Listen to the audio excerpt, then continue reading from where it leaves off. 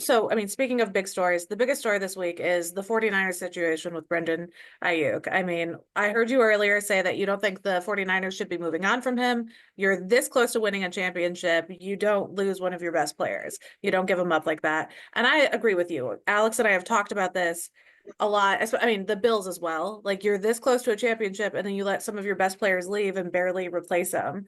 Yeah. Um, and I know the 49ers kind of look like favorites again to win the NFC West. They've got a loaded roster, great coaching staff around them.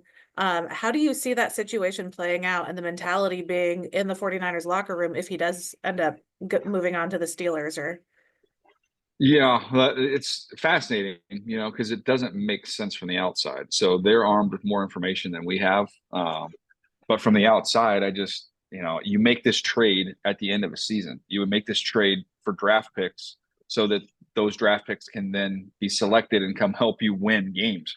You make that trade now, there's no draft. They're not going to be able to recoup any value with draft picks in this season. And you're this close, literally this close to winning a Super Bowl. And it's Yeah. been like that for a few years. And oh, by the way, the paycheck's coming due on Brock Purdy. So this is the time to do it. Like this should be, hey, put everything else aside, do what we got to do to get Trent Williams happy and get him in the fold. We got to figure out how to at least put a Band-Aid on the Aiyuk thing. That's what makes sense to me from the outside. But, when you're inside those organizations, you have so much more information. And I would just be, guessing.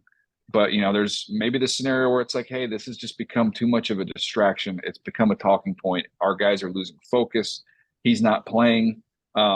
It's just we feel like we're good enough where we can go get what we want to get without him. It just, man, it's hard for me to wrap my brain around.